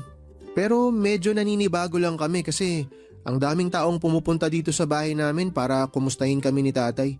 Mga hindi naman namin kakilala. Masanay ka na. Ganito talaga sa atin. Para na tayong isang pamilya. Hindi lang kasi ako sanay na pinapaligiran tsaka kinakausap ng mga tao. Sanayin mo ng sarili mo. Lalo na ngayon na kalilipat mo lang dito. Ikaw ang bida ngayon. Kumusta palang talampakan mo? Talampakan ko? Kasi sabi nila pwede raw mamahay ang talampakan. Baka namimiss niya yung lupa ng Maynila. Tapos manibago sa lupa ng probinsya. Alam mo yun? May nakapagsabi na ba sa'yo nun? Mga anong oras namumulang talampakan mo? Seryoso ako! Pasensya ka na pero hindi ko napapansin kung anong oras namumula tong mga talampakan ko. May pictures ka ba ng talampakan mo? Teka lang, bakit ba interesado ka sa talampakan ko? Uy, hindi grabe ka naman. Wala ka na kasing ibang kinumusta kundi talampakan ko Masama bang mag-alala sa talampakan mo? Bakit yan namumula? Hindi mo ba naisip na baka pwedeng senyalis yan ng cancer o kaya kung ano pang sakit? Uy, sobra ka naman. Anong lotion mo? Donna, may pinapagawa pa kasi sa akin si tatay sa loob ng bahay kaya… Pwede ba kitang tulungan? Hindi na, kaya ko na yun mag-isa. Iniiwasan mo yata ako Hindi sa ganun, hindi lang kasi ako sanay na makipag-usap sa tao na puro talampakan ko yung gusto na pag-usapan namin. Ano bang gusto mong pag-usapan? Wala sana. Ako merong gustong pag-usapan. Kung tungkol na naman yan sa talampakan ko… May girlfriend ka na ba? Wala. Wala rin akong boyfriend. Congrats? Congrats din sa'yo. Congrats sa atin! Yay! Hindi ko alam pero napapatawa mo ako. Ayos ah. Kapag kailangan mo ng tour guide sa barangay natin, pwede ako ha. Pwede kong ibigay sa'yo yung cellphone number ng nanay ko para i-text mo ako. Wala ka bang sariling cellphone? Bibili ako kapag gusto mo na akong ka-text. Sige. Sa akin ka lang magpapa-tour guide ha. Huwag sa ibang dalaga rito. Teka lang, babalik ako ha. Kukunin ko lang yung cellphone number ni nanay. Wait mo ako! Hindi na nakapagsalita pa si July dahil nagmadali na akong tumakbo pabalik sa bahay namin para mailista sa papel ang cellphone number ni nanay. Hindi ko pa kasi memorize noon ang number ni nanay. Bago bumalik sa bahay nila July ay naglotion pa ako ng braso at siko ko. Napansin ko kasi na namumuti na dahil sa sobrang dry. Nagsuklay na rin ako at nakihingi ng baby cologne kay nanay. Nang bumalik ako sa bahay nila July ay inabot ko na sa kanyang number ko. Napatingin ako sa talampakan niya pero nakasuot na siya ng medyas. Nalungkot ako pero alam kong sinadya niya yon dahil marahil naiilang na siya na yun ang una kong topic na gustong pag-usapan nang makilala ko siya. Nagpaalam na rin ako kaagad sa kanya at sinabi ko sa kanya na hihintayin ko ang text niya. Tumango lamang siya at ngumiti papadudot. Sinarado na rin niya ang pintuan pagkatapos. Nanatili siguro ako ng ilang minuto sa labas ng bahay nila bago ako nagpasyang umuwi ng bahay. Nakangiti at panay ang huni ko ng paborito kong love song habang sinasabayan ko ng pilit na sayaw. Napansin yun ni nanay at saktong kakatapos lang magsaing ni nanay kaya may oras ito para kausapin ako sa napansin niya sa akin. Close kami ni nanay, lalo na nung nawala na si tatay sa buhay namin. Wala akong naitagong sekreto kay nanay, siyang best friend ko. Sinabi ko sa kanyang lahat-lahat, lalo na yung pagkakakilala namin ni July. Sa kanya ko talaga unang sinabi ang tungkol doon. Wala rin naman kasi akong ibang kaibigan na mapagsabihan. Talagang si nanay lang ang tinuturing kong kaibigan sa buhay ko. Masaya akong nagkwento sa kanya, masaya rin siyang nakinig sa akin. Pinag-usapan namin si July habang umiinom kami ng instant coffee, papadudot.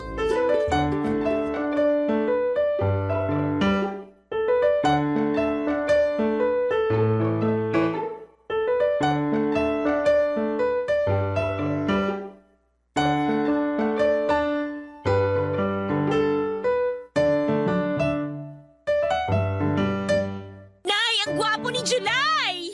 Talaga bang mapulang talampakan niya? Sa susunod ko na makikita. Nakamedyas na kasi siya nung bumalik ako para ibigay yung cellphone number mo eh. Balitaan mo ko kung totoong chismis sa talampakan niya, ha? At kailangan sabihin nyo rin sa akin kung magte-text siya sa inyo ha. Oo naman! Ako pa ang magiging tulay niyo. Crush ko na siya, Nay. Mukha siyang artista. Ganun pala talaga kapag nabababad ka sa tubig ng Maynila, no? Kakaiba yung kislap at yung puti mo. Yun nga rin ang sabi-sabi ng mga tsahin mong nakatira sa Maynila. Malakas daw kasi ang chlorine dun. Pwede ba tayo magpalagay ng chlorine sa poso natin, Nay? Baka mahal yun. Ipambili na lang natin ng karne. Siguro mayaman si na July, no? Mukha naman. Laki ba naman ang bahay na tinutuluyan nila? Kapit-bahay nga niya yung mga OFW sa Japan at Dubai eh. Magustuhan ka kaya niya? Parang langit at lupa kayo? Mabilib ka naman sa akin, Nay. Hindi man tayo mayaman, pero maganda naman ako. Tiwala naman ako sa ganda mo. Ikaw nga lagi ang muse sa purok natin tuwing may ligay. Buti pinaalala niyo yan. Ipapakita ko kay July yung mga picture ko na nag-muse ako last year. Ang ganda ko nun, di ba? Isuot mo na rin yung shorts na ginamit mo nung nag-muse ka para lalo siyang mabilib sa'yo. Hindi na kasya sa akin yun eh. Tumaba na ako. Isusuot ko na lang yung bestidang pinagsisimbang gabi ko. Yung kulay dilaw. Nagmumukha kang may hepa sa bestida na yun. Mag-shorts ka na lang. Makinis naman ang hita mo. Nay, pag niligawan ko ba siya, may tsansa kaya ako? Oo naman. Wala sa lahi natin ang nababasted. Para kasing naiilang siyang kausap ako eh. Nandibago lang siguro. Sanayin mo lang sa presensya mo. Ano kayang pwede kong ibigay sa kanya kapag manliligaw na ako? Magluluto ako ng champurado bukas. Hatiran mo siya. Lalagyan ko ng maraming ebap. Sige nga, Nay. Sasabihin ko na ako ang nagluto. Mahilig naman ang mga lalaki sa babaeng magaling magluto, di ba? Diyan ko nadali ang tatay mo. Paano niyo po napa-inlove si tatay? Lagi ko siyang binibigyan ng gumamela. Yung tanim ng lola mo noon, Bago maubos ang bulaklak ng gumamela ng lola mo, napasagot ko na ang tatay mo. Wala naman tayong gumamela rito sa bakuran eh. Ano kayang pwede kong ibigay sa kanya? Wala pa namang namumungang bulaklak ngayong buwan dito sa atin. Bibigyan na lang kita ng pera para bumili ka na lang ng bulaklak sa palengke, kahit yung mura lang. Hindi ako marunong bumili ng bulaklak, Nay. Basta pakiramdam mo lang kung ano yung bulaklak na magpapakilig kay July. Pwedeng rosas, sampagita o orchid. Mapapasagot ko rin kaya si July tulad nung nangyari sa inyo ni tatay? Oo naman!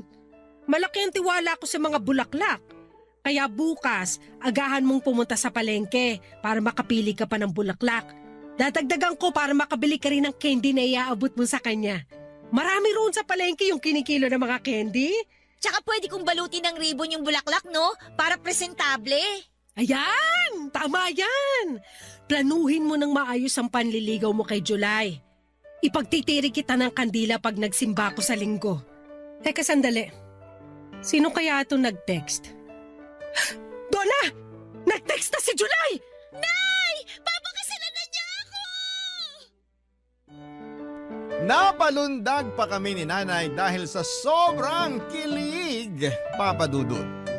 Hindi kami kaagad nakapag-reply dahil hindi namin alam ang isasagot sa text niya. Nagtanong lang naman si July kung hanggang anong oras dumadaan ang jeep sa amin. Makalipas ang 1 oras nakapag-reply na ako. Tinuro ko kung saan magandang sumakay ng jeep at kung hanggang anong oras lamang yon nagbabiyahe sa amin. Binigay ko na rin ang number ng tito ko na isang tricycle driver kung sakaling gusto niyang magpahatid. Tinulungan ko siya sa lahat ng kailangan niya para makita niya ang karapat dapat akong dalaga para sa kanya. Matipid lang naman ang mga sinagot niya sa akin. Kahit maala nobela ang haba ng mga sagot ko sa kanya. Ayos lang yon sa akin, ang importante, Papa Dudut, ay tinext pa rin niya ako. Hindi ko na nga gustong bitawan noon ang cellphone ni nanay kung hindi lang tumawag ang kumare niya. Kinabukasan, maaga ako nagtungo sa palengke para bumili ng bulaklak. Marami na akong inikutan pero wala akong natipuhang bulaklak na babagay para kay July. Inuna ko nang bumili ng tingi-tinging candy. Magkakahalo ang tsokolating bilog at ibang matatamis na candy na kahulma ng mga bulaklak na binalutan pa ng asukal. Nang sa wakas ay makakita na ako ng puting rosas na ibinigay ko kay July. Sakto namang napansin kong nahulog ko ang perang ipangbibili ko ng bulaklak. Konti na lang ang natira sa akin, Papa Dudut. Nalungkot ako dahil hindi ako nakabili ng rosas. Pauwi na sana ako nang mapadaan ako sa bentahan ng gulay. Nakita ko rong ang madidilaw na bulaklak ng kalabasa. Mas sariwa pa kesa sa rosas na una kong nakita. Nagtanong ako sa presyo noon at sakto yon sa naiwang pera sa akin, Papa Dudut. Kaya naman walang pag-aatubiling binili ko yon. At saka nagmadali nang sumakay ng jeep pabalik sa barangay namin, Papa Dudut. Barangay Love Stories. Barangay Love Stories. Papa Dudut, nagmadali akong bumalik sa bahay dahil napagpawisan ako sa palengke. Kinailangan kong magpalit ng damit at mag-ayos. Binabad ko muna sa garapon na may tubig ang nabili kong bulaklak ng kalabasa. Nagmadali na akong maligo at magpahid ng lotion. Pinuntahan ko rin ang kwarto ni nanay para makigamit ng lipstick niya at pulbos. Wala si nanay noon, nagsimba siya kasama ang kumare niya. Alam kong pinagtirik din niya ako ng kandila para mapabilis ang pagsagot sa akin ni July. Nung makapag-ayos na ako ay nilapitan ko ang altar namin para humingi ng tulong sa Diyos. Para lakasan ang loob ko sa gagawin kong panliligaw kay July. Medyo nanginginig pa ako noon dahil parang gusto ko nang umatras. Kaso kapag naaalala ko ang kwento ng pag-iibigan ni nanay at tatay ay nabubuhayan akong muli ng loob. Nagkape muna ako para masigurado lang na malakas ang loob ko kapag hinarap ko si July, Papa Dudut. Inabangan ko ngang makabalik si nanay para mapalakas pa nito ang loob ko. Kaya lang ay naubos ko na ang kape at nahuhulas na ang pulbos ko ay wala pa rin si nanay. Kaya nagpasya akong sugurin na ang bahay ni na July. Bitbit ang bulaklak ng kalabasa.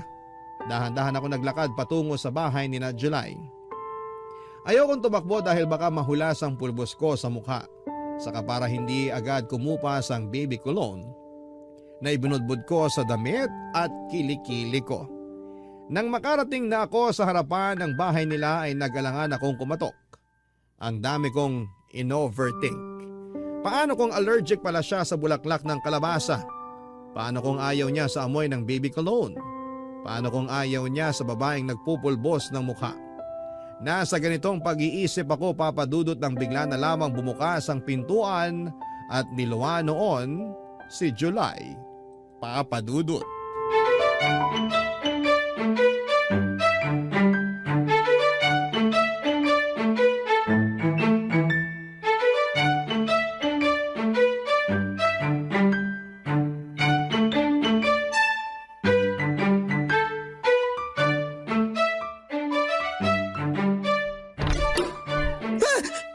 Donna, anong ginagawa mo rito?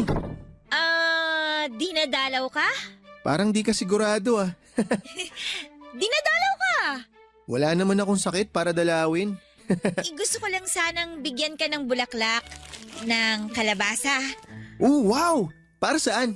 para manligaw? Parang di ka ulit sigurado. Ligaw!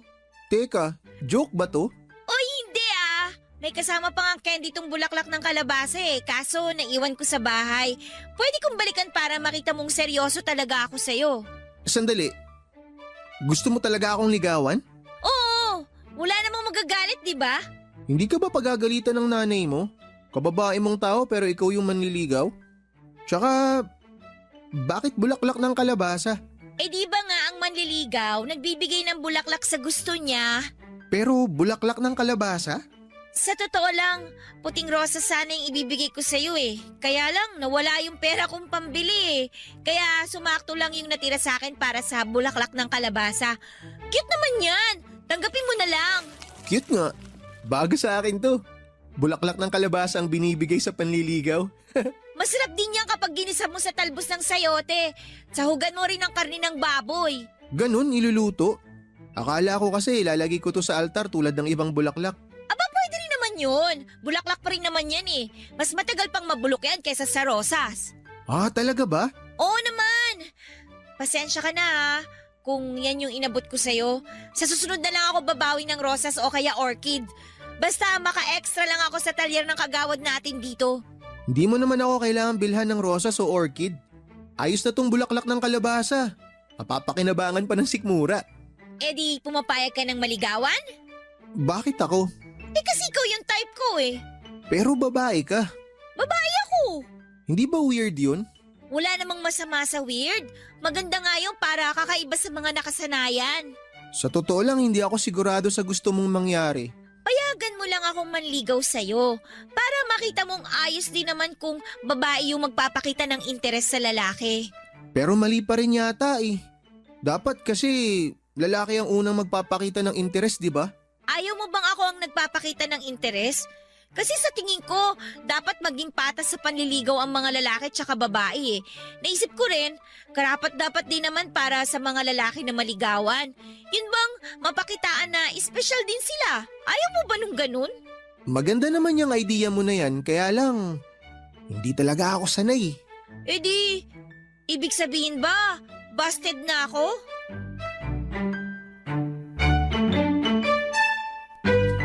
Papa Dudut, hindi naman umimik si July sa tanong ko. Pinagmasdan ko lamang ang mukha niya. Hindi ko mabasa kung ano ang laman ng isipan niya.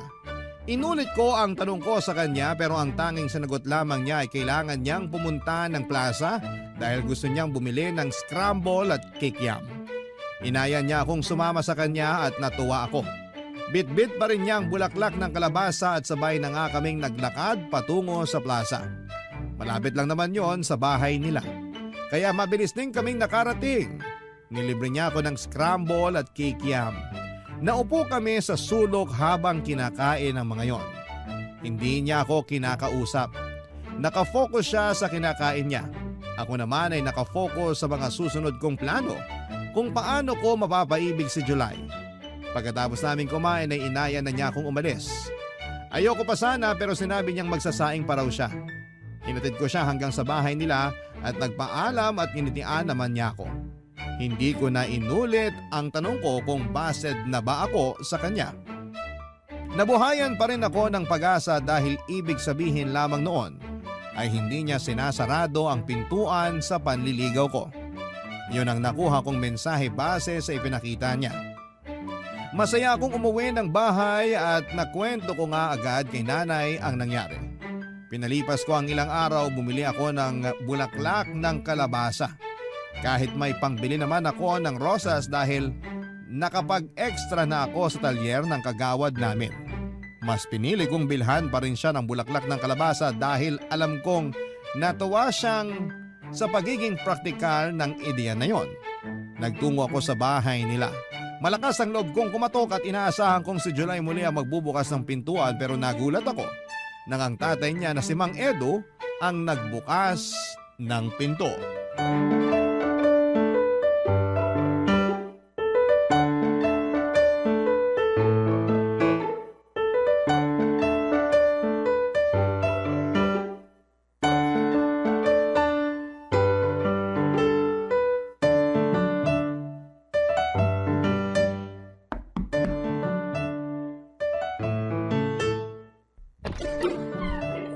Sino ka?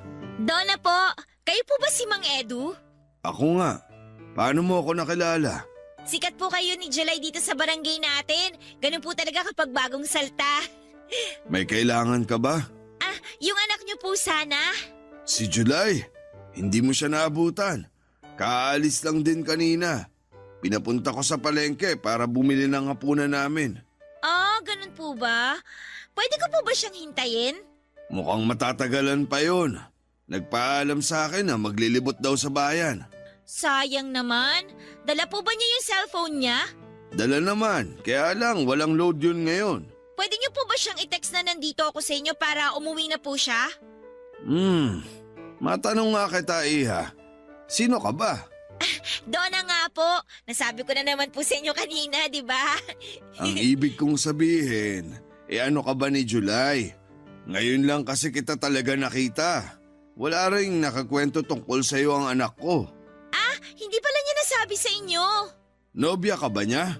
Ay, hindi pa po. Hindi pa. Ibig sabihin ba niyan nililigawan ka niya? Hindi rin po.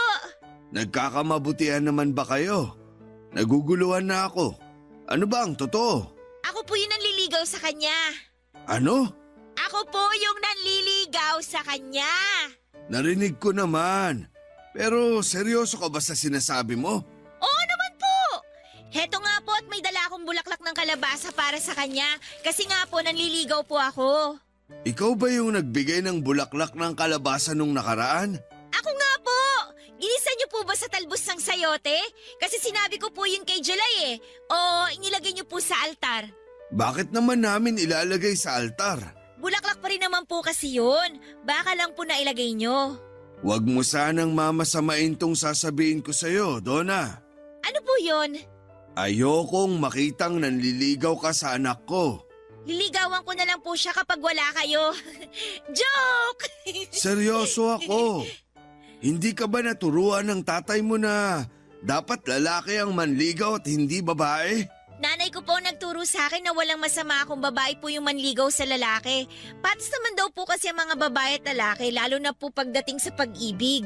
Mali naman ang nanay mo. Ha? Bakit naman po mali? Siya rin naman po ang nanligaw sa tatay ko. Sila rin po yung nagkatuluyan. Ako nga po yung bunga eh. Pero hindi magandang tingnan. Ano na lang ang iisipin ng mga ninuno natin kapag binaligtad mo ang role ng babae at lalaki? Wala na po silang pakialam doon. Matagal na po silang nasa langit at nagsasaya. Ang importante, yung pong ngayon. Yung matuto tsaka masanay tayo sa pagbabago. Hindi maganda ang pananalitang ganyan, Iha. Pasensya na po pero sinasabi ko lang naman po yung totoo. Sinasabi ko rin ang totoo. Ayokong maaligid ka sa anak ko para manligaw. Kung gusto ka niya, hintayin mong siya ang lumapit sa'yo. Napalunok ako sa huling sinabi ng tatay ni July sa akin, Papa Dudut. Nasaktan ako roon nang ipilit niyang huwag na akong manligaw. Sinubukan kong depensahan ang sarili ko pero nagpaalam na si Mang Edu. Kailangan na raw niyang magsiesta.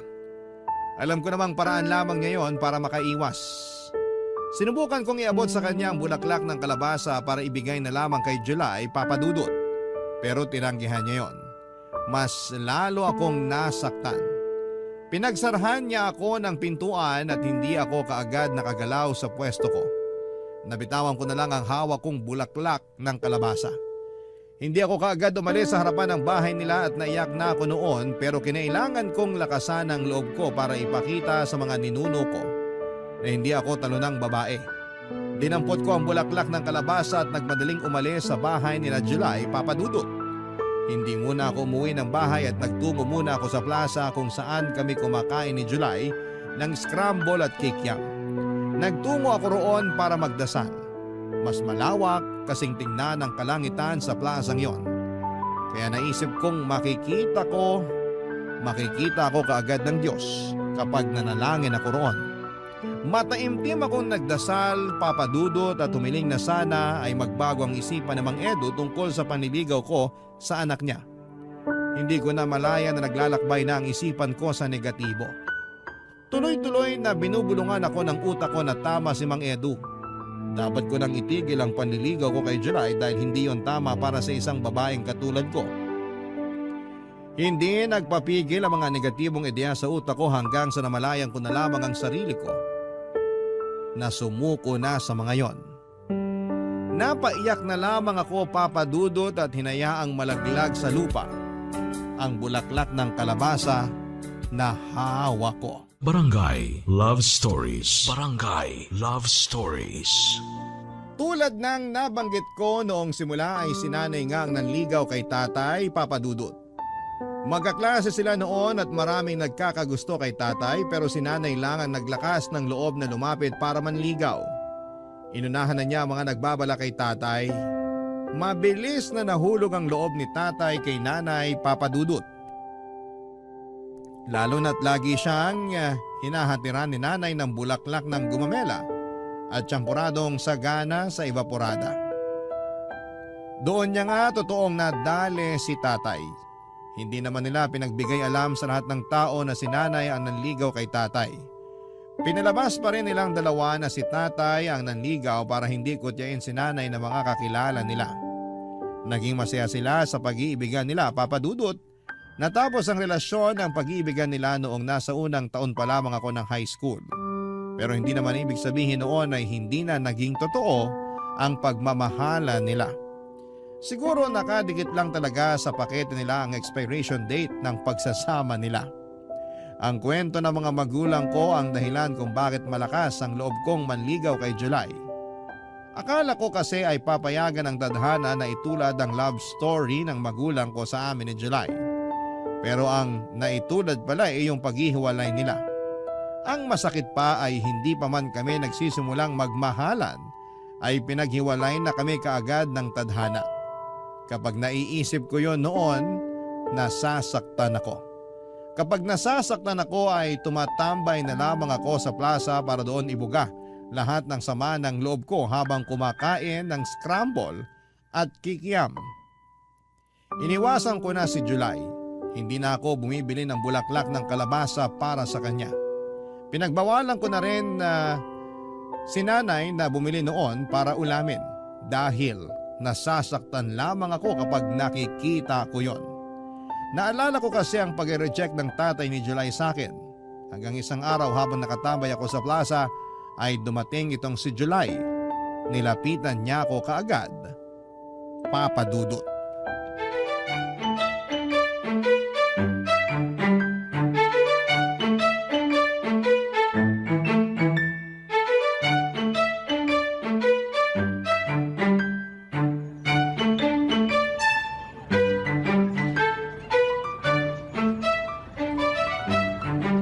Donna!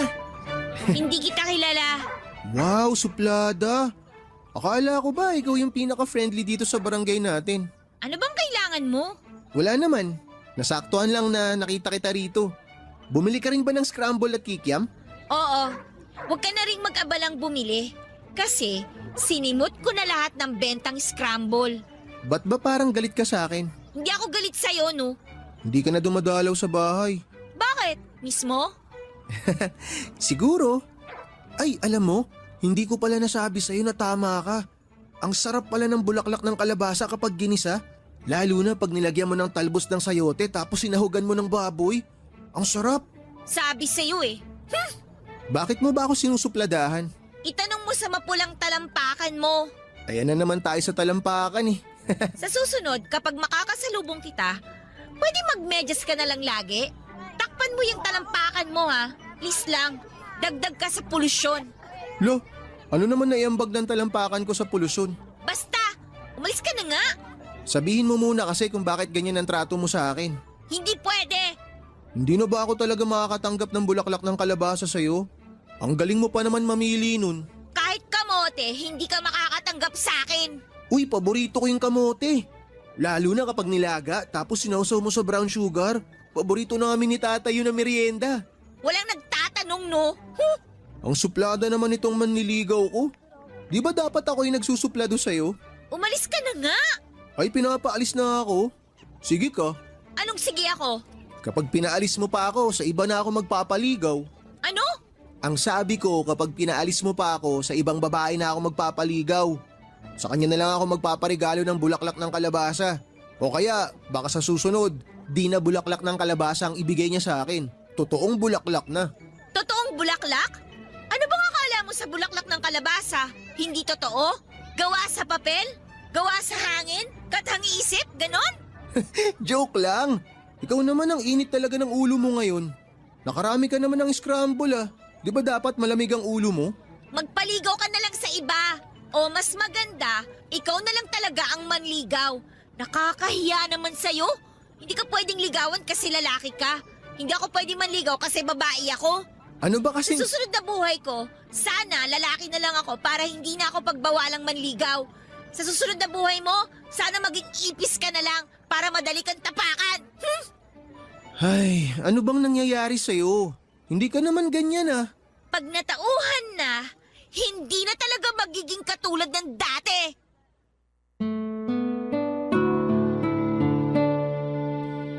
Papadudot madrama ang naging huling linya ko kay July. Mala pelikulang eksena kung saan ay iniwan ng leading lady ang leading man niya. Umaasa ko noon na habulin niya ako pero hindi niya ginawa, Papadudot. Hinayaan niya akong mag-walk out at nainis ako lalo. Siguro kung hinabol niya ako, baka naging marupok akong muli. Pero siguro ay gusto ni Lord na ipagpatuloy ko ang paglalakad palayo kay July para mas madrama ang kaganapan. Nagmadali na akong umuwi ng bahay para magpatugtog ng malulungkot na kanta. Parang ko yun para namnamin ang sugat na dinala ni July sa puso ko. Kakapanood ko kasi yun ng mga teleserye sa GMA at feeling ko, ako lagi ang main character. Naabutan ko si nanay na nakaupo sa sala at nanonood ng TV. May hawak itong isang baso ng kape. Hindi ko siya nilapitan at nagmadali akong pumasok sa kwarto ko dahil patulo na noon ang luha ko. Pinihit ko ang radyo para makahanap ng pinakamalungkot na kanta. Natagalan ako sa paghahanap dahil puro novelty songs ang umeere ng mga oras na yon. Sinukuan ko na lamang ang radyo. Hinayaan ko magpatugtog ng novelty song ang radyo habang umiiyak ako. Doon na pumasok si nanay. May dala siyang 2 baso ng kape. Inabot niya sa akin ang isang baso at kinuha ko naman at huwigop ako mula sa baso. Napaso pa nga ang dila ko. Mas lalo tuloy akong napaiyak. Kinuha ni nanay ang baso at saka pinatong sa tukador sa gilid ng kama ko. Niyakap niya ako at doon ay mas lalo na namang naging malaya ang mga mata kong lumuha. Nung medyo gumaan na ang pakiramdam ko ay inaya niya akong tumungo sa sala para makapag-usap kami ng maayos. Sumunod naman ako at doon namin pinagpatuloy na inumin ang kapeng inabot niya sa akin, Papadudot.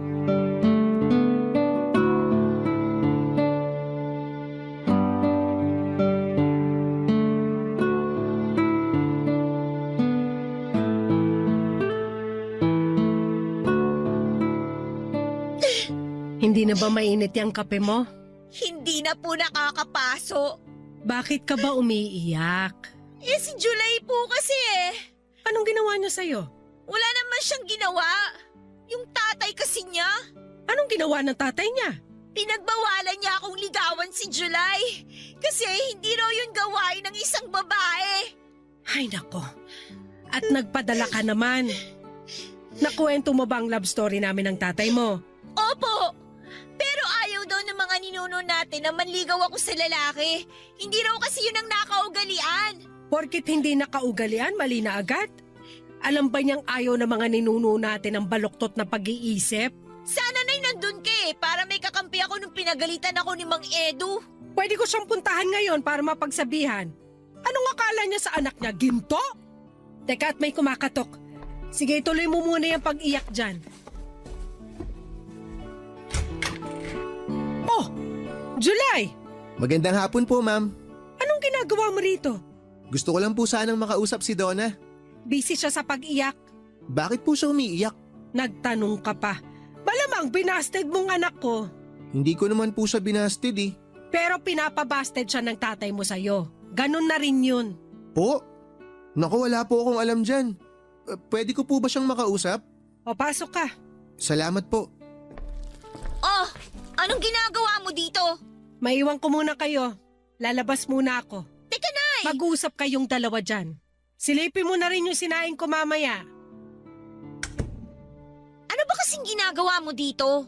Iniwan na kita sa plaza, di ba? Bakit sumunod ka pa dito? Kasi gusto kitang bigyan ng bulaklak ng kalabasa. Ito oh, kabibili ko lang yan sa palengke nung nag-walkout ka. O, kunin mo na. Para saan to?